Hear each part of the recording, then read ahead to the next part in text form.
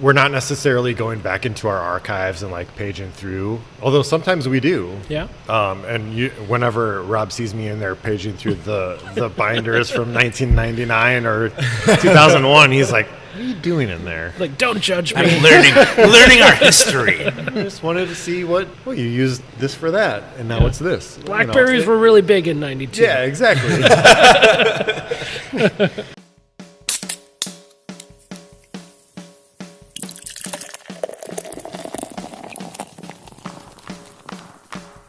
Cheers.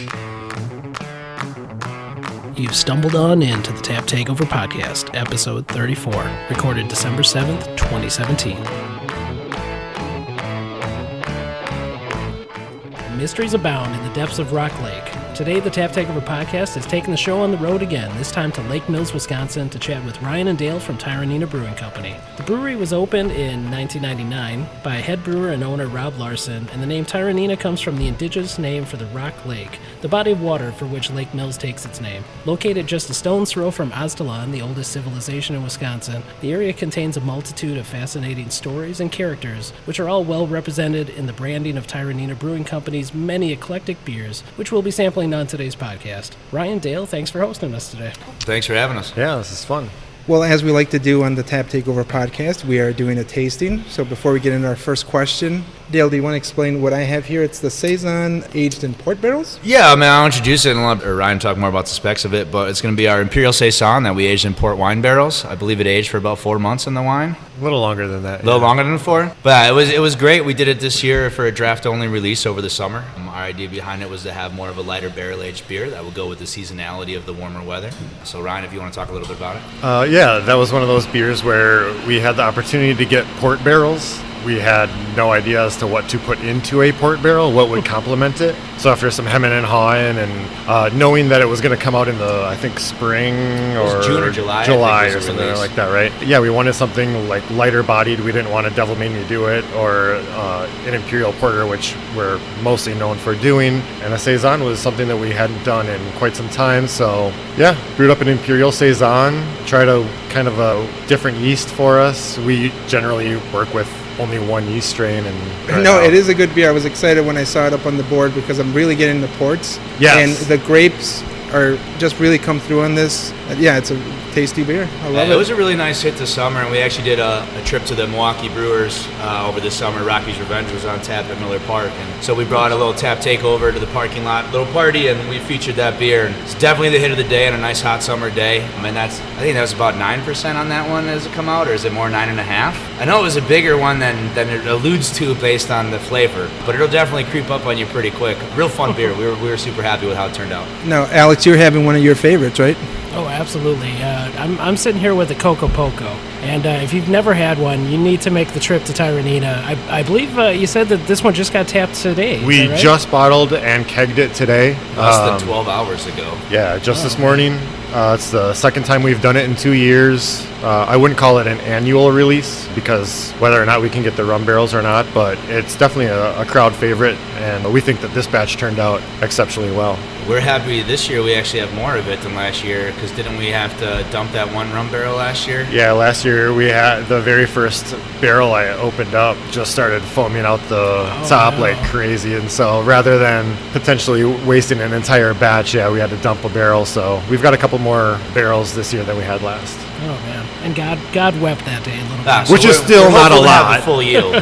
Yeah. Well, we should mention for our audience that we're sitting in the brewery itself. So you're going to hear a little noise from some of the machinery and some of the processes being done to make these amazing beers. So bear with us on that. Yeah, hopefully that cooler turns off sooner than later. So our first question, obviously they got to come up and have these great beers, but the first thing people ask is why Lake Mills? Why this area? When these brewers want to go, to Madison, to Milwaukee, why this location? Right. So that is an oft-asked question, especially now that, basically everybody's opening up in a more metropolitan area. But Rob is originally from Watertown and didn't really want to go too far from home, to be honest. And there was space available here in Lake Mills, and he liked the area, so why not, And as coming into the business 17 years after it started, I like to say we're here because we get the best of both worlds. We're right in the middle of Madison, Madison. We're right in the middle of Milwaukee. 20-minute, half-hour jog to both places. So it makes it convenient for people to visit us without being too far away from the other major city. So you're saying they have no excuses? No, we have no excuses. Yeah, I don't think none are needed. If you're on your way to Milwaukee from Madison, stop in, vice versa. So I'll say one advantage that you guys had, because you're not in one of those metropolitan areas, a lot of breweries in those areas have to kind of retrofit their brewery into an older building. You guys were able to build all the way from the ground up. Exactly. This is the original build. No, This building is what it was. The only addition we've done to it is now with the expansion of the patio this last summer. But the tap room is the original tap room. The brewery is the original building. Rob planned this ahead of time to make sure he had enough space where he never would have to move or add on to anything. He's got all we need right here to be able to operate. Makes it really nice. How and when did you guys first get involved with Tyranena? I worked at a distributor, a beer distributor in Madison, and the distributor thought it was a good idea to do a homebrew sort of competition amongst the sales team and the merchandisers. And so they just had everybody pair up, find a buddy, go down to the local homebrew shop, pick out a kit, take it home, brew it, and then when it's ready, just present it to the group. And at the end of this, we'd all vote and see who had the best beer. So this was the very first time I had ever homebrewed before. We picked a black IPA kit. I think we made 4 or 5 calls down to the homebrew shop to make sure that we were in fact doing it correctly. The guy at the homebrew shop was much more relaxed than we were that day. But yeah, we brewed a black IPA and just absolutely fell in love with the process. From start to finish,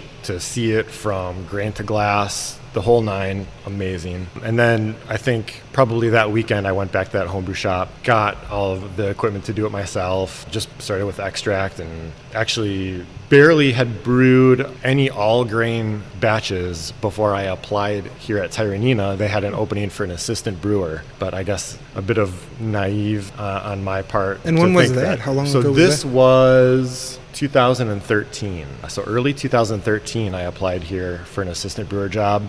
Interviewed. Apparently it was down to me and another candidate, and she got the job. And I was super bummed, but went back and I just continued building displays for this merchandising job. Maybe a month later, Stacy, our office manager, emailed me and said, "Hey, we got this other person on to be the assistant brewer, but would you like to make packaging for us?"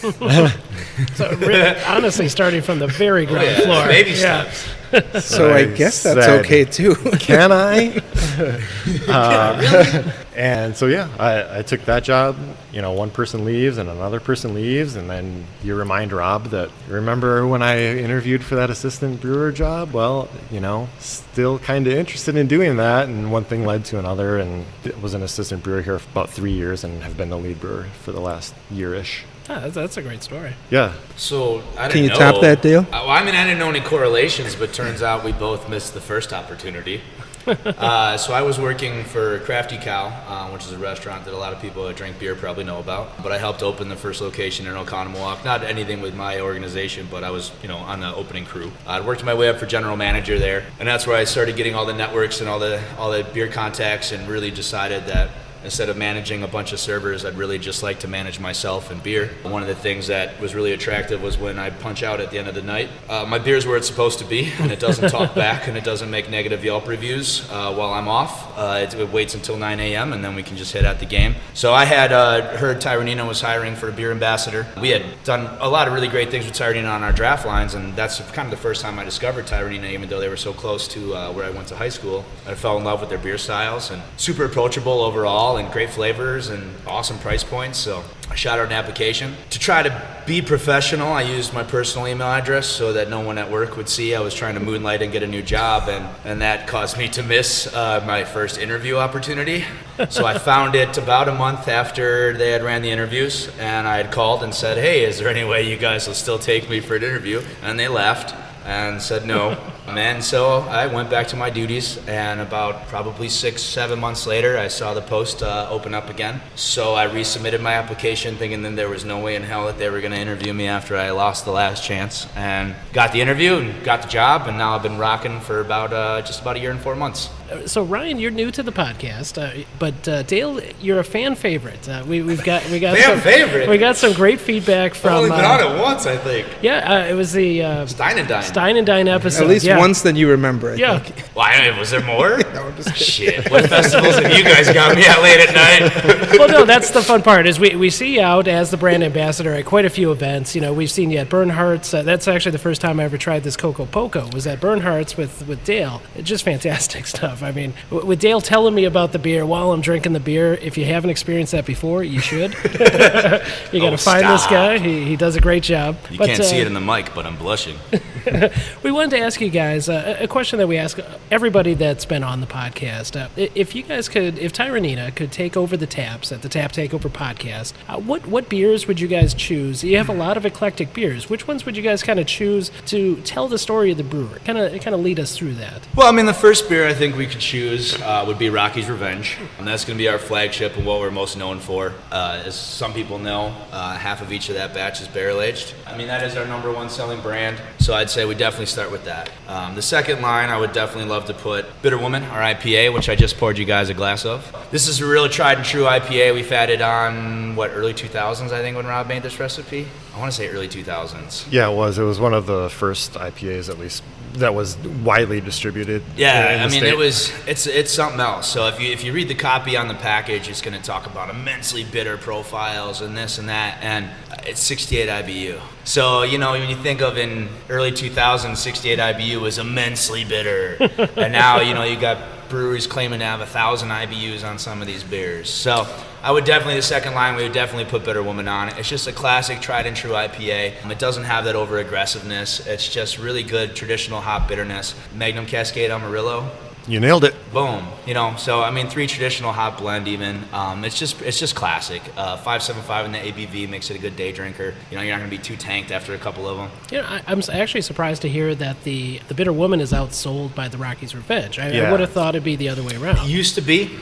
Bitter Woman was always our number one brand. I've kind of equated it to just the market trend of the barrel age. People love barrel age in the last couple of years, so the fact that we have a 6-pack barrel aged beer under $10, it's very attractive price point, very attractive style. We're the only ones I can say that have something that caliber and that style on the market. So I think people have followed suit and realized that we do that beer very, very well, and it's picked up in the last 2 years tremendously. You know, I was really interested to hear, we talked a little bit before the interview, and you said that you guys had done a little tap takeover at Miller Park. And not Tap Takeover, but we were one of the featured beers this year. One of the featured beers at Miller Park. And I'll tell you what, the first time I ever had Rocky's Revenge was at Miller Park. I had it for 2 years, and the next year it was gone, and I was pissed. It's when they used to sell bottles. Yeah, that was a fantastic beer to be drinking at a ball game. You know, everybody else is drinking Miller Lite and, you know, Miller High Life, and here I am drinking this amazing barrel-aged beer. That was probably like 5-6 years ago. Yep. Yeah, they did an original thing with a couple craft brands where they did bottles, and then they replaced all the bottles with cans.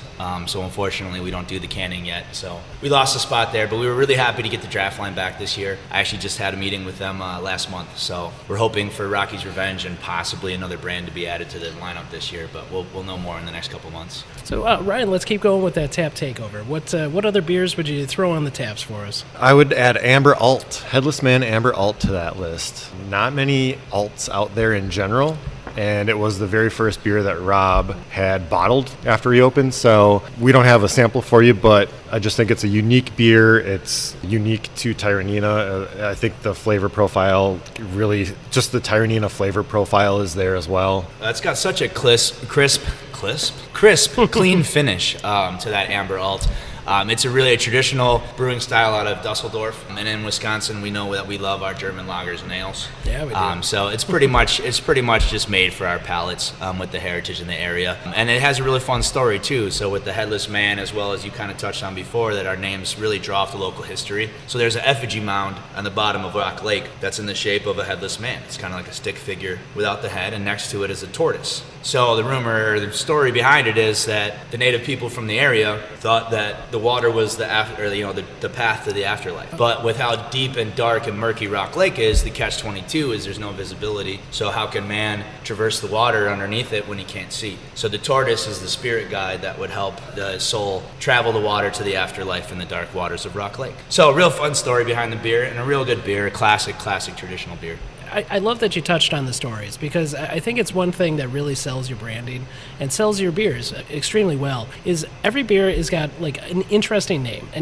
name that you wouldn't associate with a beer, like a Bitter Woman. Rocky's Revenge. Yeah, like a Rocky's Revenge. Chief exactly. Blackhawk. Each one's got a little story Fargo that Brothers, you can read. Hefeweizen, Sheep Shagger. Yeah. They're all based on local history. And you can read the stories local right on the folklore. bottles. So that copy will be right on the labels. We were hoping that you could share a couple of those stories with our listeners. Let's start with the Bitter Woman. I know there's a relative involved. Well, it's not a relative. So Bitter Woman is named after a person who Lake Mills affectionately refers to as Aunt Cal. And actually, our brewery, one of our brewery dogs is named after Aunt Cal, Callie, our golden retriever. For those of you who have been out here before, she's our fierce guard dog at 14 years old. With Bitter Woman, she was just a historical figure. There's a little blurb about her at the museum downtown with the History Museum. And so the story goes is she was one of those old women that was quoted as, walking into a horse post and saying, "Excuse me, Mr. Dodge."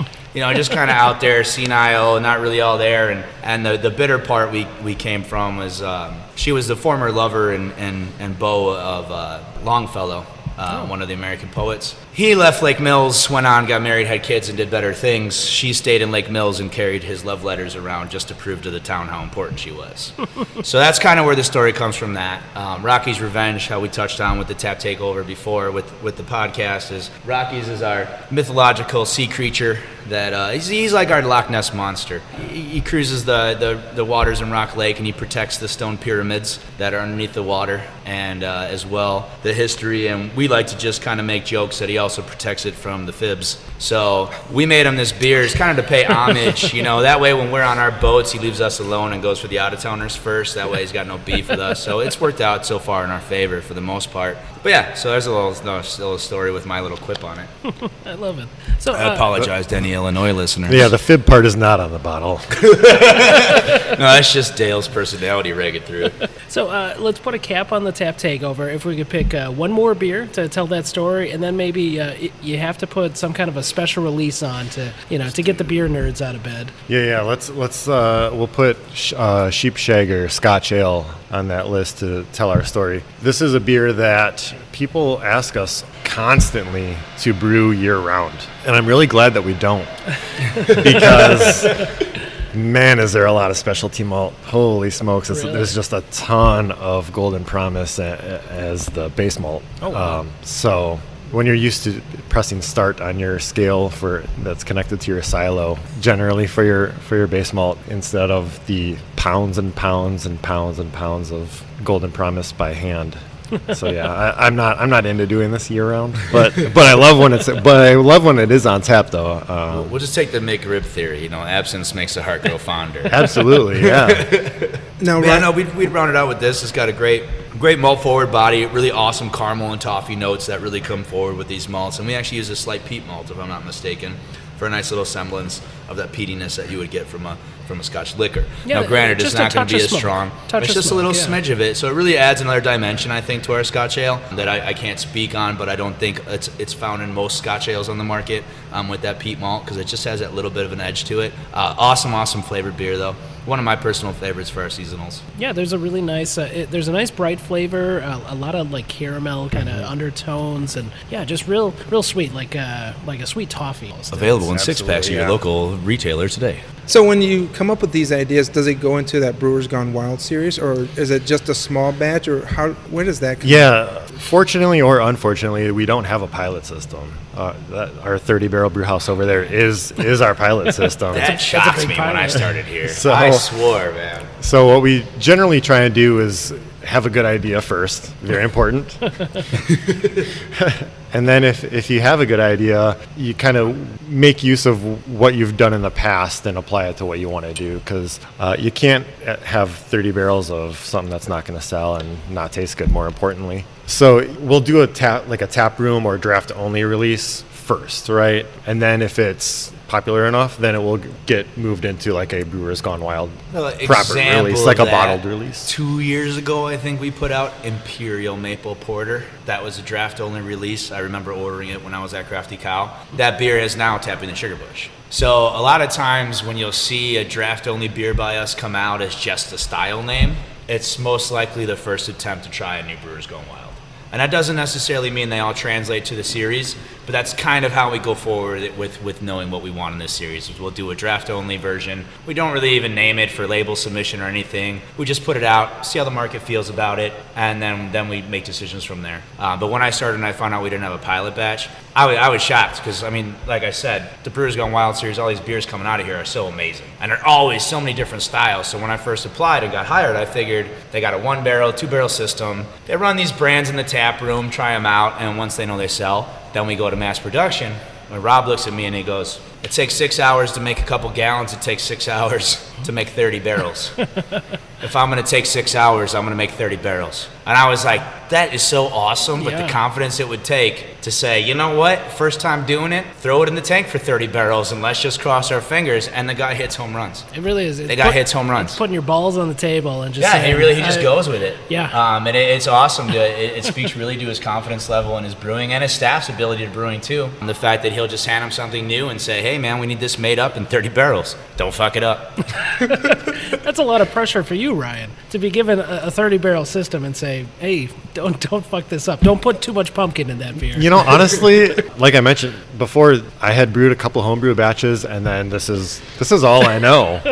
So I think it might be intimidating for somebody who maybe worked on like a 3-barrel system before, and maybe not. But again, or a guy like me who's never worked on a barrel system, it just seems like a lot. This is all I know. So when coming up with recipes with Rob, and I, throw him 2,100 pounds of malt, like it's not out of the ordinary for me versus a 5-gallon batch. I'm just used to working in that quantities right now. That's got to be fun. That's got to be a fun way to work. Or is it it's a way to work. No, it's fun. It's fun. All right. I think this is a good time to take a little break, but we definitely want to find out more about the Brewers Gone Wild series. We'll find out what you guys have going on for 2018. But first, we need more beverages. But before all that, let's go to some beer news. So we'll be right back.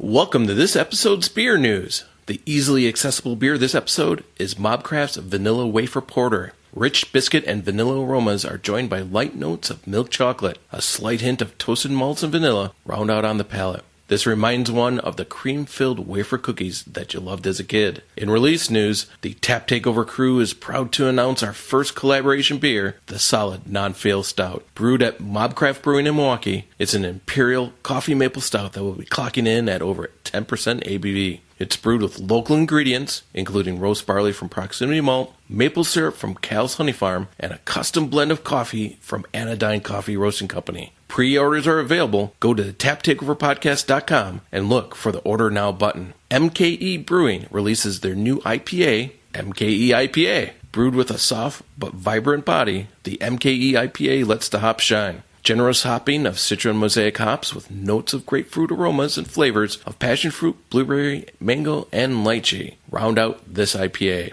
It releases to the public on Friday, February 2nd. Be at the Hale House on February 7th at 6 p.m. when they will be one of the first to tap Untitled Art's newest IPA, Cryo Haze, and a special firkin of almond milk stout with cherries and vanilla. Raspberry Fantasy Factory release is on February 2nd at the Carbon 4 Tap Room and will see distribution soon after. In brewery news, effective immediately, Green Flash is cutting back on its distribution footprint, pulling out of 33 states, about 18% of its wholesale business. As a result, close to 15% of its workforce was let go. Green Flash is limiting to just a handful of states on the West and East Coast. Sprecher Brewing will be expanding back into its old stomping grounds in Walker's Point by opening a tap room in the old Brenner space. The tap room will be opening to the public on February 17th. Sprecher rented the space, including the Brenner's brewing equipment, but at this point, Sprecher does not plan to brew at the tap room. Instead, it will serve as a community meeting and drinking spot, as well as a place for tour goers to stop by before and after tours. The facility will have 24 tap lines, and Sprecher plans to serve a variety of their products. 2 new Milwaukee breweries will soon be opening up. Venture Brewing in April, who will be brewing both beer and coffee. Also, Stockhouse, formerly known as Mahoney's Basement, will be opening in late May. Check out our Firkenfest interview with Mark Mahoney to get our first take on this newcomer to the Milwaukee brewing scene.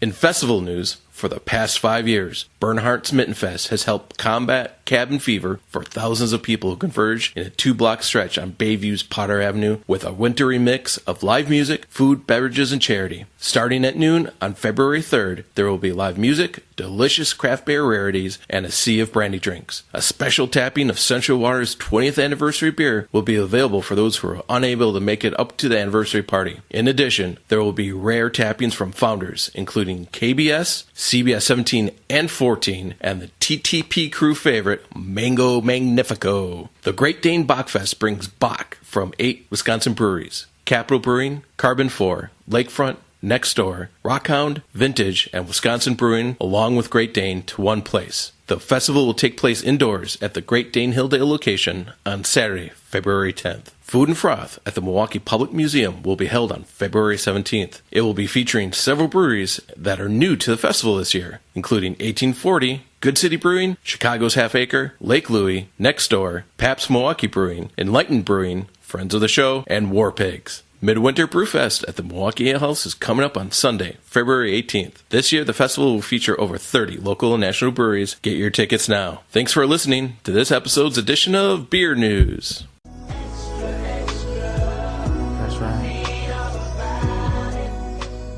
Thanks, Jim, for another great edition of Beer News. All right, before we get back into the interview with these guys, let's continue our tasting. Right now, we are drinking The Devil Made Me Do It. Ryan, Dale, do you want to tell us a little bit about this? Well, before you guys do, it's a great way to bring it back from the first half, talking about the Brewers Gone Wild series, and what you guys have been kind of experimenting with some of these barrels and some of these bigger porters.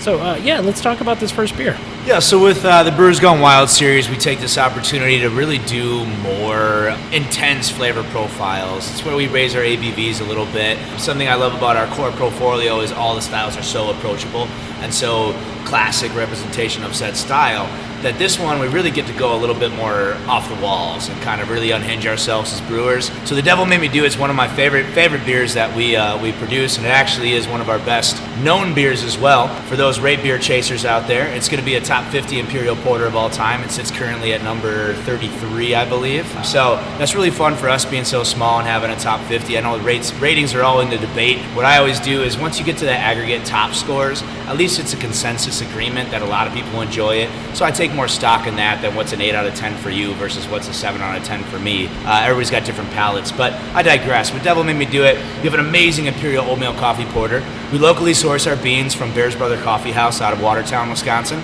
The owner of Bears Brother and the owner of Tyranena met at Dale something, like some motivational speaker seminar, essentially, like that. I don't know if it was geared towards business owners or what. It was the first time I ever seen Rob kind of do like this hokey quote, and he like quoted something from the meeting that he met him at where, if you act excited, you'll be excited. And if anybody knows Rob, I looked at him and you've lived your motto by that ever since then, huh? But yeah, so they met back then. They're both from the Watertown area. So with two local businesses, they paired up. So we have fresh Costa Rican and Sumatra coffee beans in this brew. And you can really tell. I mean, the coffee comes out super intense, awesome roast notes, but great porter overall. So definitely grab some from your shelf or on tap today. And they're available while supplies last. We brewed it once for the year already, so it won't come back until next October. The coffee flavor, you're right. It's incredibly coffee forward. Ryan, is it a cold brew press that you guys use, or are you guys using just coffee beans? What's your process? Whole beans. We basically treat it like it was a dry hop. Oh, gotcha. And that makes it fun to clean up after you've filtered it. So, every once in a while, like 2 months later after you've done it, you still find a coffee bean here and there throughout the brewery, just kind of nested away somewhere. Do you think it gives it a little more more of a full coffee flavor? Because that's what I'm getting. I'm getting a little more acidity than you would get. I've tried a lot of coffee stouts and coffee porters where they've used the cold brew method and just kind of added the coffee to the beer. This is a little more full flavor. Yeah, I mean, and we're getting it extremely fresh, released fairly recently. I don't remember exactly when, but it's actually, even if you can believe it, it's even a little more toned down than it once was when Rob first brewed it, because I think originally he used ground coffee. Oh, wow. Yeah, so... Oh, I bet that was even more of a mess. Even more so, right? But yeah, I mean, I think the coffee is just right. That said, I am a coffee drinker, no cream, no sugar. Nice. So I love this beer. I love it fresh. I love the dark, deep roasted flavor that comes through after you. Obviously, the coffee is going to punch you in the face when it's fresh, especially. But the roasted notes, the dark chocolate notes, I love it. Yeah, I'm sitting here with a black eye. That coffee punched me pretty good. Yeah, Jesus, what are you getting from this thing? Well, it's definitely coffee, man. And when I tasted it, I'm like, man, if you weren't a fan of coffee, it's not going to be your thing, honestly. See, I disagree. Really? I don't drink coffee. And it's beers like The Devil Made Me Do It that make me mad, because it's going to give me another vice, because I'm going to start liking coffee now.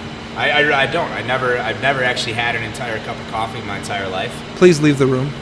Beers like Devil Made Me Do It really do make me come around to the coffee flavors a lot more than I ever have, and so I'm worried I'm going to add another addiction. That's really surprising, because I really think it's strong on coffee. I love coffee. I do like it. You know, I'll back Dale up on that. I actually quit coffee about 15 years ago. I quit all caffeine. It's a little known fact about me, but the only time I drink coffee is in my beers. That's I was going to say, I cannot promise you there's no caffeine in this.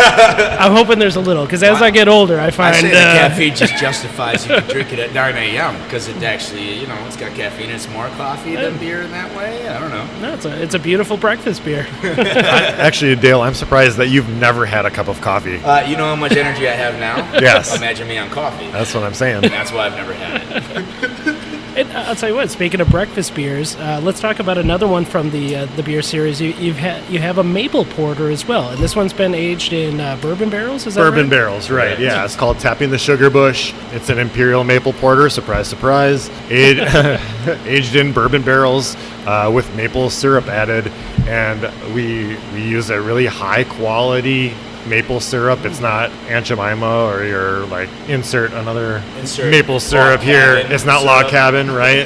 It's really high quality maple syrup, but it comes. We didn't want to sweeten the beer too much. So it's not going to be, unlike the coffee, it's not going to be maple forward. It's definitely not a maple bomb. Right. And for those that have had a lot and of I maple have had beers, those. you know what I'm talking about. It's not a maple bomb.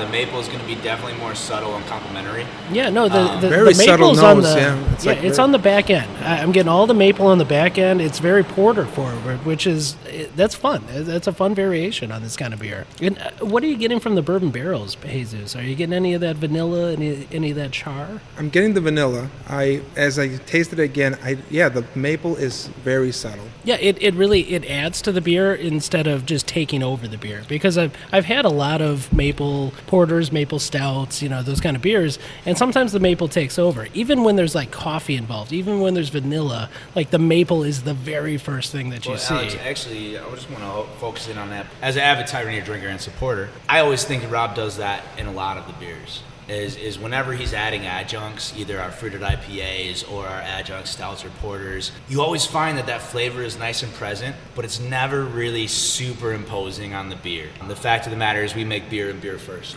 So you taste all those malts, you taste the great complexity of the beer, and all those adjuncts really just add another depth and layer to the flavor rather than being the focus. And that's really one thing I really love about our barrel aged series in particular, but as well even going down to our fruited IPAs and the Brewers Gone Wild series. I thought it was going to be really in your face, but it's exactly as Dale said. It's a compliment to it. It's not like the star. It's not like this big in your face. It's a really good beer. Yeah, really good beer. Yeah, we're happy with the way it came out. Yeah, like you guys said, I think you summed it up really well. It's not a maple beer. It's an imperial porter, and maple is complementing it. So I think our listeners are going to hear us say the word porter, porter, Yeah. And they're going to ask, where is the stout? I'd like to know where. February. When did you guys kind of make a decision to not necessarily stay away from the stouts, but lean into the porters. Some would say, I think Dale might make the point that porters and stouts are the same thing, but that, since olden times, Porter stout, check it out. Google it. Since olden times, there has been kind of a switch in the variations, or a switch in the two styles. You guys really leaned into the porters. What was the impetus behind that, and when did that happen? Okay, so I should be clear that we do have an Imperial Stout as well, Carnal Knowledge, and then we also had a have our few chocolate variations oatmeal as stout. well as that. Down and Dirty Oatmeal Stout is a seasonal for us as well. That said, we here in the brewery are just big fans of the base recipe for our porter. And I think it's a little easier to play with in terms of adding those additional ingredients, your maple, your coffee. I think they're just going to come through a little bit more in a porter than they do a stout. Now, granted, our porters are made with a ton of oatmeal flakes and so on and so forth. So it's not, I guess, adjunct. Adjunct-less. Yeah, but No, they're certainly not adjunct driven, and I mean, we're talking about big boys. Not to say that porters are any less than stouts. That's not what we're saying. We're just saying they're a little different. There's little variations that you can do with porters, and there's different variations that you can do with stouts, and you guys kind of have leaned into the porter area. yeah, and I think it actually kind of begins with Chief Blackhawk Porter, which is a year-round porter for us, and it does extremely well, and we all love it. I think it's our most underrated core brand. I think Rockies takes a lot of focus because Rockies is so unique, as we talked about before. It's so different in the six-pack. And so when they're looking for more of a malt forward of our core brands, a lot of people go to Rockies, but I think that is part of the reason that people overlook the porter sometimes. But when you want a porter you can drink in July, that's not going to be too heavy, but it's got the flavors you want, you can come back to that porter in December, and it's not going to be too thin. It's nice and warming still. So, I mean, Chief Blackhawk, amazing beer. I'm sorry, Ryan, if you want to continue wherever you were talking. I guess I was just saying that although we do focus on porters and we do have a lot of barrel-aged porters and porters with different adjuncts added to,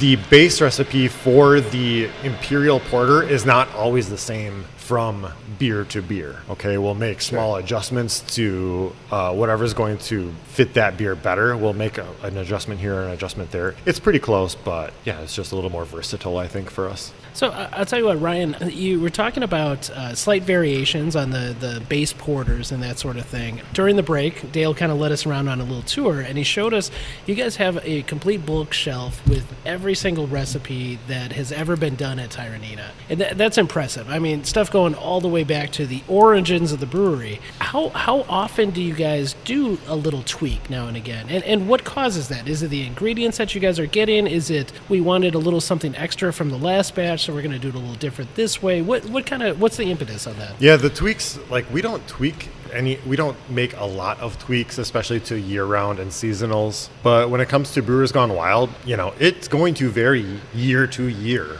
When we brewed Coco Poco this year, we brewed it, we used a couple different techniques than we did last year. Base beer, the malt, the hops, that all stayed the same, but the way in which we brewed it and aged it changed a little bit. We're not necessarily going back into our archives and like paging through, although sometimes we do. Yeah. Whenever Rob sees me in there paging through the binders from 1999 or 2001, he's like, what are you doing in there? Like, don't judge me. I'm learning our history. I just wanted to see you used this for that, and now it's this. Blackberries were really big in 92. Yeah, exactly. So yeah, I mean, Bitter Woman, you might not know even if you drink Bitter Woman, if that's your go-to IPA, you might not notice that it changed in the last 2 years. But it did, because we just wanted to get a different flavor profile out of it. So we added more hops. We, moved back some of our hop additions. The recipe has changed. But if you drink it, weekly or hopefully daily, right? You might not notice that change. When did the Brewers Gone Wild series start? Was that at the very beginning of the brewery, or is that something that you guys kind of grew into? Well, I mean, this both predates us, but my understanding, early 2000s, 04, 05-ish range. We were actually looking into it, and I believe the first batch of Devil Made Me Do It dates to No, it doesn't date that. All right, never mind. But I do know this story is for sure. So if everybody knows the graffiti kind of logo of Brewers Gone Wild, so that original logo was taken from our first packaging of Bitter Woman from Hell. When we did an extra IPA with a Bitter Woman variation, we added some cartoony devil horns and like a devil beard to the regular Bitter Woman package. So it's actually a really funny package. And underneath the Bitter Woman, it said "From Hell" in the kind of graffiti script that Brewers Gone Wild is now. So the labeling for Brewers Gone Wild could date back to Bitter Woman from Hell, which was about 2004, 2005, I believe, when that beer was released. And so shortly after, I think Brewers Gone Wild series officially formed. Now the date might be off a year or two, so forgive me if I'm wrong on that, but it would be around the 2005 range, I'd be comfortable to say about. I wanted to touch on the Brewers Gone Wild, like actual labels, like you were mentioning. Yeah. Why is it always like the same kind of look? Right. So we have two different Brewers Gone Wilds. We have your annual releases that are in a colored package, whether it be a blue or maroon or black, Devil so Made on Me and Do so It's forth. black. Right. That is like essentially an annual or near annual release. And then we have the yellow caution tape, yellow Brewers Gone Wild box, and that's going to denote that it's a barrel aged, perhaps a one-time only type of Brewers Gone Wild beer. So that's the difference there. And then on all of them, there's like the stick figure, and that's Rob. And the way that came about is because years ago, they wanted us to have UPCs on every single bottle. Regardless of if you're going to sell them individually or not, they wanted a UPC. So when they were doing the Brewers Gone Wild labels, they left a little spot on the label for a UPC, on the bottle label. That didn't end up happening, and so they thought, well, we need something to fill this space, and so they just ended up doing a little stick figure of Rob and a little quote, and kind of the rest is history, I guess. So now it's just kind of like a fun way for Stacy, our office manager, to kind of toy with Rob. So like she gets to like put him in different outfits and stuff. Like the Sailors Take Warning, he's wearing like a little sailor's outfit and a little hat, and like it's just I think there's only 3 that have been different people in the images, because the Kissers Monday Night Special that I know a lot of people listening might have drank before. It's one of our big double oatmeal stouts, not a porter, and bourbon barrels. And so the cartoony picture on there is the band, the Kissers. And then we had a Tier 2 non-barrel aged mango double IPA called Steve Doesn't Use a Rearview Mirror. And that's actually one of our regulars here at the tap room, so you'll see a little cartoony picture of Steve. If I'm not mistaken, there's one more that doesn't have Rob, and I can't remember which one it is off the top of my head, but everyone else is Rob. So it's fun. I think we should maybe touch on Steve Doesn't Use a Rearview Mirror as the name of a beer. Why? It was just super fun to just leave it off and pass it. I've always wanted to know. So it's like a fantastic, it's a double IPA with mango. Correct. With mango. Yeah, so that beer, again, was another beer that we brewed as a draft-only release, and it was very popular, and so we bottled it. When it released in that form, it was Mango Imperial IPA. And from between the time that we brewed it and released it as that to the time that it was released in bottles, we had one of our regular customers named Steve. He only drinks IPAs. Yes, he's a very big, especially Imperial IPAs, loves them. He backed our Tyranena bus that we use for like events and so on and so forth. He backed it over one of our light posts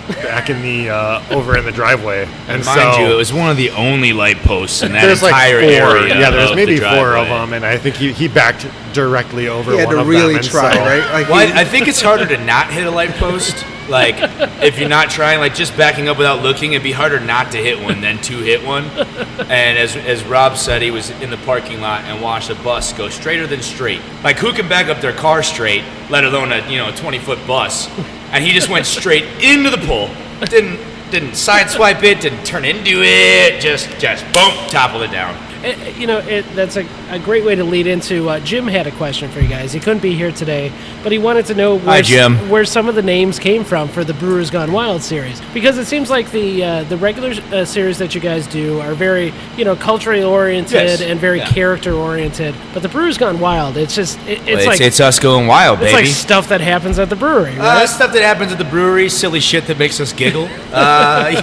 There's really no parameters in naming a Brewers Gone Wild beer. It's where we can really have a lot of the personality of a lot of the people that work here really shine through. If people that know us, frequent us, we're a very sarcastic and humorous bunch. And so you really see the names on the Brewers Gone Wild really portray that. Yeah, and Rob is a big music fan. And so, like, that's why, Yes, like, he is. you have our Tempted by the Fruit of Another. Paradise by the Dashboard Paradise Lights. by the Dashboard Lights. So there's a lot of our Brewers Gone Wild releases are inspired by artists, like musical artists, lyrics that he likes, and generally they're Movies almost too, aren't they? too deep of a cut that almost only he gets.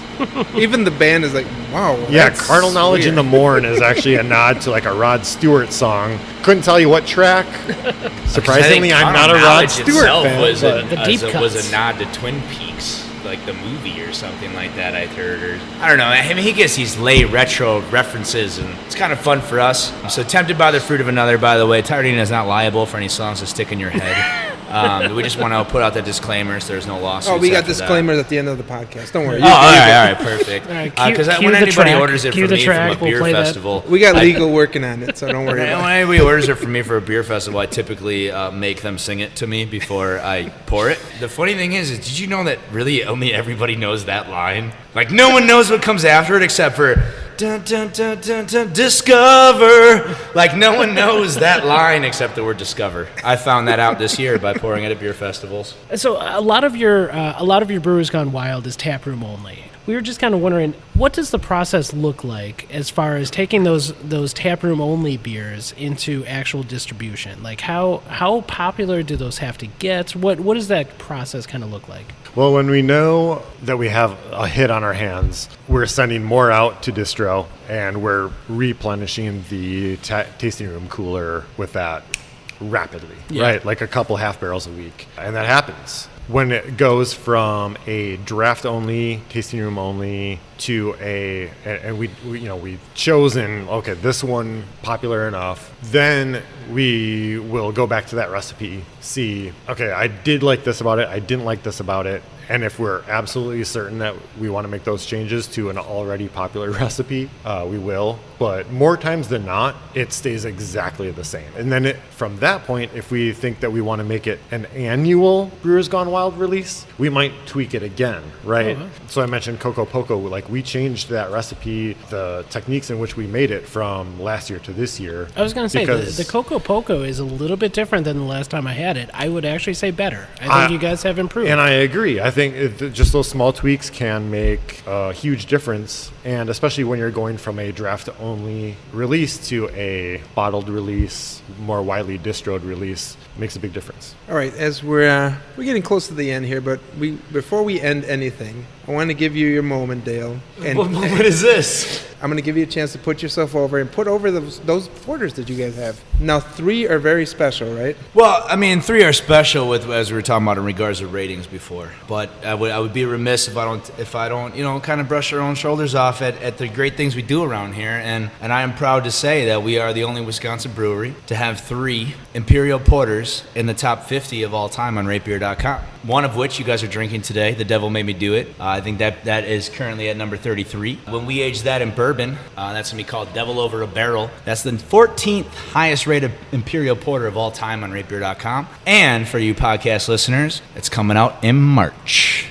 So you guys can look forward to a new batch of Devil Over a Barrel this year. I know we missed it last year, but it's coming back to popular demand. Breaking news on the podcast. But before the number 14th Imperial Porter of all time drops out, we're going to bring you the number 20th Imperial Porter of all time on ratebeer.com, Who's Your Daddy? And this is actually our first Brewers Gone Wild beer of all time. Oh, wow. As we were talking about the Brewers Gone Wild series. So this will be our Imperial Porter aged in bourbon. So no special adjuncts, no nothing necessary. Just a no-nonsense Imperial Porter that we aged in bourbon. And this is the number 20 Imperial Porter of all time. And something that I always attest, like we said before, these aggregate ratings of the top 50s. Devil Over a Barrel hasn't come out in 2 years. And it still sits at number 14. It's still there. Wow. Who's Your Daddy hasn't come out in 2 years. And it still sits at number 20. So, not to say that, we make the best, but we make really good stuff. But also so if you're you not make the familiar best. with our beers, This year, please make an attempt to go try to find one of our barrel-aged products. You're going to be thoroughly impressed. Our price point is a lot more attractive and affordable to a lot of people, and the beer is just as good. A lot of our friends make amazing beer, and we make it too, so we just want you guys to pay attention to some of our styles this year. Well, that actually leads us into a good part of the podcast of the 2018. What do you guys have going on? Well, 2018 is going to be a fun year for us. So like I said, Who's Your Daddy is going to be the first barrel-aged beer that comes out in January. And I actually do have permission to announce the first 4 months of barrel-aged beers with us next year. So in January, you will have Who's Your Daddy Imperial Porter aged in bourbon. February, we'll have the return of the highly anticipated Kissers Monday Night Special. And for those of you who paid attention this year, we did double dose you. We did a batch in February and a batch later in the fall. Next year, it's just slated for February so far. March, as I said, is going to be the return of Devil Over a Barrel. And April is going to be the return of one of our Imperial Brown Ales, which I love when we do these in barrel aged. But High Class Broad is going to be an Imperial Brown Ale aged in brandy barrels. We were actually going to put that out this last summer, but we had an issue with our brandy barrels. A little delay, but we'll have that to you guys in April. So that's what you can look forward to us within the Barrel Age series. But I'd be remiss if I didn't tell you about other great brands. February, we have our chocolate oatmeal stout. This thing is rich, killer, like a real dry chocolate that plays really well with these roast notes. It's not a very sweet chocolate stout, but it's awesome. That'll come out in February for you guys. And March last year, we did a 24-hour fresh beer. So instead of a wet hop where it's farm to barrel, what we did is we did a fresh keg. So we kegged it on a Monday and everybody tapped it on Tuesday. Oh boy. So we did that with a double IPA called Hop Pour this last year. We're going to bring it back in March. We're not going to be doing Hop Pour. Style TBD. It's going to be an Imperial double IPA. We're just not really sure which one of our recipes yet. But you guys can look forward to the week of St. Patrick's Day, the start of March Madness. We will be having a 24-hour fresh double IPA in the Madison and Milwaukee markets for sure. And we are coordinating to try to make it bigger to go out to more parts of the state this year. So stay tuned. We'll have a list of the suppliers and the retailers you'll be able to buy this at. But we will have a draft beer coming out. We will keg, send to our distributors within 5 hours after it kegged, and you'll tap it within 18 hours after it being kegged. Wow. So that's going to be really fun, super fresh hops. So yeah, so we're looking forward for a great year. The Barrel Age program, we're shooting for another barrel a month, just a beer a month rather, in the Barrel Age program, as well as our annual releases. We should have played the extra music over that. That's some serious breaking news. I mean, we got stuff going on for days. Yeah. Yeah, and if things go according to plan, that 24-hour fresh should be an unfiltered, double dry hopped situation. Ooh, now see, everybody on the podcast just heard that as I heard that, and I work here. So this is some definite breaking news for you guys.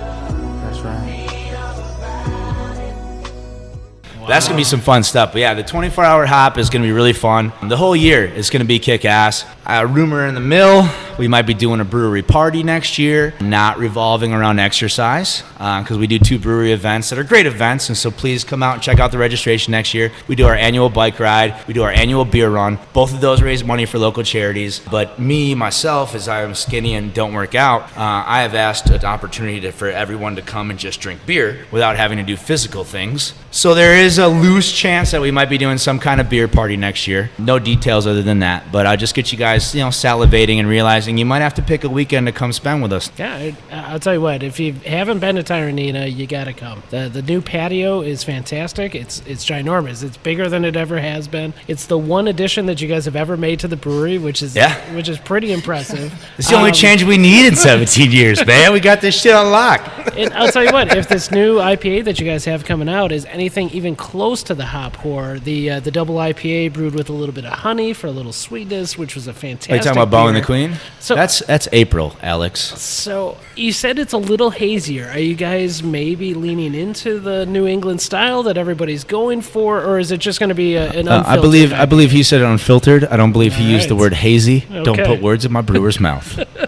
What do you think about is it a fad, Ryan? What do you think? I think it's a fad. I think they're delicious. I mean, look, it tastes great. I drink them at every chance I can. I love them. Yeah. But I just don't think it's going to be around forever. It's not something that you guys would consider doing or lean into that fad, or are you guys waiting to kind of see if that fad has even legs? as a tap room I never only? say no. Yeah. But at the same time, I know it's not something we're looking at the moment. We're happy with the beers we make. We all love them. I mean, we all drink them. But it doesn't mean that we need to make one ourselves. No, I just know that, the only reason that I think that we would want to try and do an unfiltered IPA is because I taste from the fermenter is a little different than what we get in the finished product. True. And we want to kind of get that to the masses as well. All right. Well, before we close it down, Andy also wasn't able to be here tonight, but he had a question for you guys. Hi, Andy. He was wondering. I think we've handled part of this. He wondered what staple beer and what Brewers Gone Wild beer are the most popular, and what percentage of your portfolio do each of those encompass. So I think we handled the regular beer. We know that that's the Rocky's Revenge, and that was a bit of a surprise that it wasn't the Bitter Woman. But as far as the Brewers Gone Wild series, which of those is your most popular?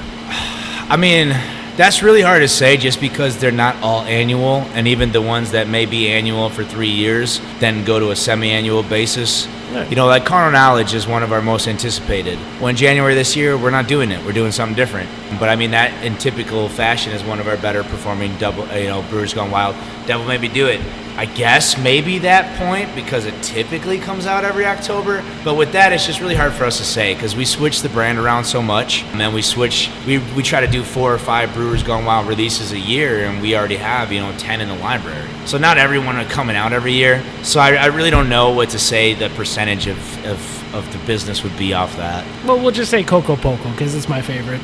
Yeah, I mean, like Coco Poco marginal because last year we had half a batch. half a batch was. Well, no, we had 1 barrel down. All right.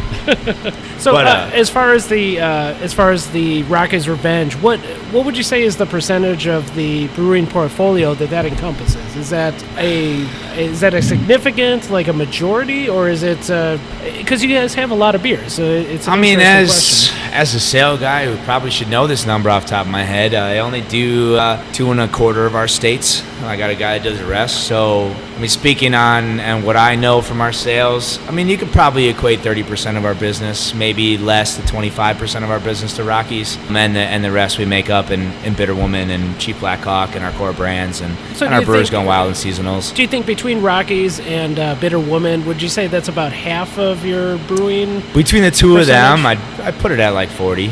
40, okay. Yeah, 35 to 40% of our total output is going to be those 2 brands. Yeah, that's a big percentage for 2 beers. Yeah. Now, if I can find an in here, Dale. Yeah? Oh, shit. Was he going to correct me on? No, just regarding the most popular Brewers Gone Wild. Here we go.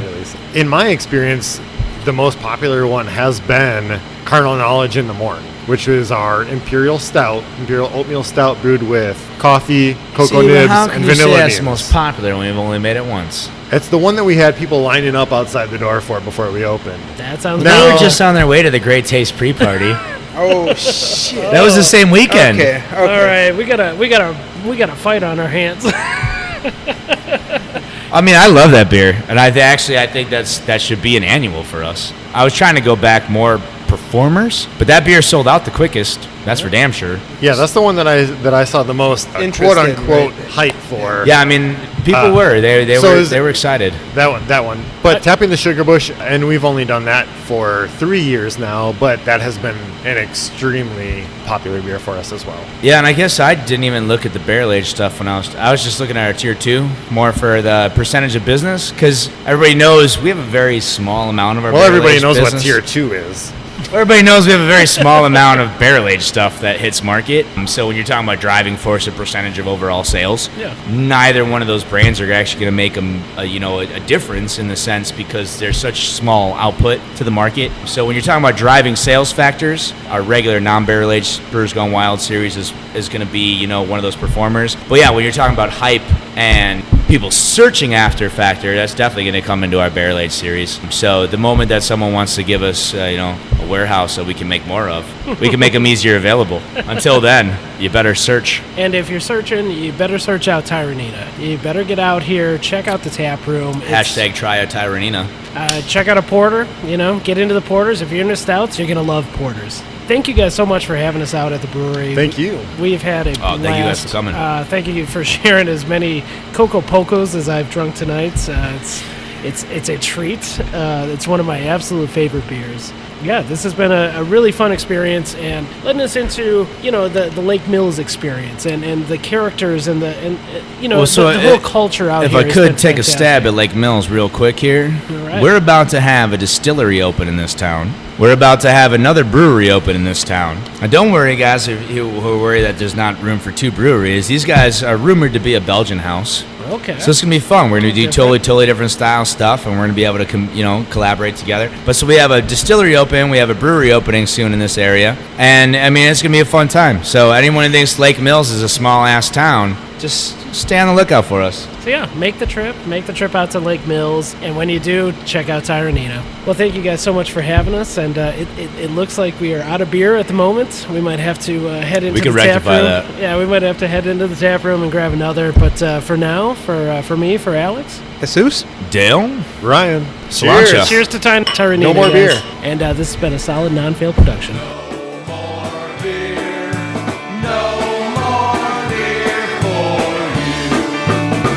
He said there's no